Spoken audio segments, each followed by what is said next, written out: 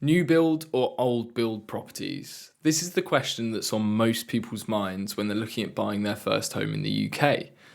But which is better and which should you go for?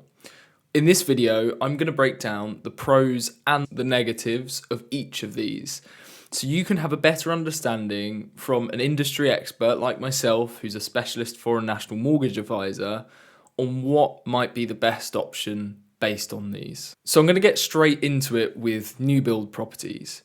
So what are the pros of buying a new build property? Now, firstly, it's new. So the property that you're looking to buy here is brand new. You'll be the first person that's lived in it.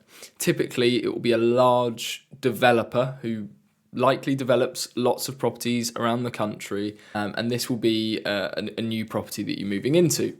What this also comes with is it means that you normally have a choice of some of the fittings in the property. So whether that's the floor or the kitchen, you can personalize it a bit sometimes. Now, this does normally come at an extra cost. The second pro would be that new builds come typically with a 10-year warranty. So of course, this would protect you in the case of if you had any problems with the property within that period. Another advantage that a lot of people don't think about is that you can actually choose who builds your home. If you bought an older property, you couldn't do that. But with new builds, of course, you could look online, check them out and make sure that you're happy with the quality of their build and actually choose who's built it. So that can be quite useful as well. Another pro is that it can actually be faster to buy a new build property than purchasing an older one. This really typically only applies if the property that you're buying, the new build property that is actually already built. Because with a lot of new build properties, you might be buying it very early on in construction, or at least agreeing to buy it early on in construction. And then what happens is there could be a period of 6 to 9 months until the property's actually ready. If the property's already built or is really close to being built, then it can be much faster because there's less of a process to go through and there's less people involved than buying an older build. Now, the last pro that I have for you is developers' incentives.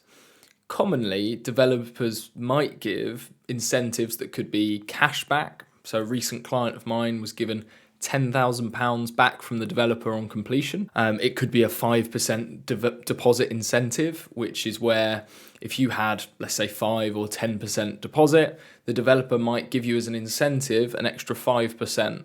Now that can be really useful as it can help you get cheaper rates and access to more lenders.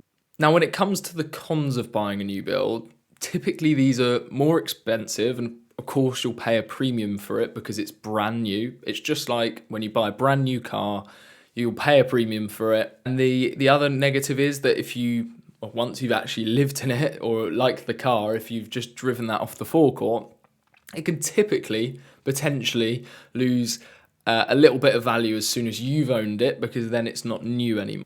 Now, a really common issue with new builds is people can have issues with the quality of the build. Now, this is the importance of knowing the developer, or at least having researched them before you and buy a property that they've built, because I've known of people that have bought new build properties and had issues with the quality of their build. Of course, you do have the 10-year warranty, but that doesn't mean it's a nice or easy process to go through if you've got issues. Of course, who wants to buy a property, right, and have issues straight away? So it's important on that side just to be careful when you are buying a new build and make sure you check out the reviews, try and speak to people where you can, and just make sure that you've got a good idea of the quality of the build. There's a useful report that you can actually get when going through the process called a snagging report. And what a snagging report is it checks out the quality of the build before you exchange on the property, so before you commit yourself legally to buy it. So that can be used to make sure that the quality of the property that you're looking to buy is as good as. Now, moving on to the pros of buying an older build property, and to begin this, it's really that there's lots of choice. Now, in the free-flowing property market in the UK, people are buying and selling properties every day. And these properties will have their own individual sense to them because they would have had people live there, people do their own design. And what that really means is you can get properties that look a bit different. And for some people, that might tailor to them quite nicely. And it can be quite nice to actually go out and view these properties and get an idea of what you might. Now, typically these have a bit more of a steadier increase in value over time. I can't say for definite what increases in value better, new build or old build. Of course, it depends on the area, the market conditions, etc. Now, one thing I can say is that older build properties can be easier to negotiate on depending on the market conditions at the time. With new build developers, they typically have a lot of interest on all of their stock. And of course, because they're building them, they've got time to line up buyers.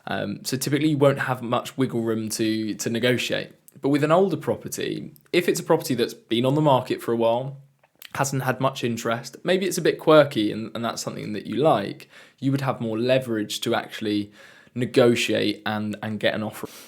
Now, when it comes to the negatives of buying an older build property, this is that really they're harder to find because they do have these quirks. They might have issues. So when you're going and viewing properties, although you might be able to view lots, you might find it harder to find what you're actually looking for.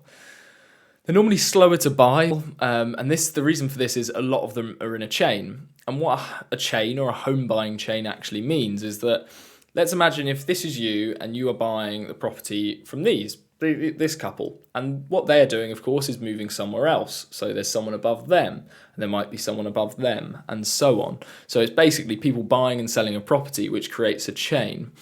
What that means is you're reliant on every purchase above you to go through in order to actually buy the property that you're looking to buy.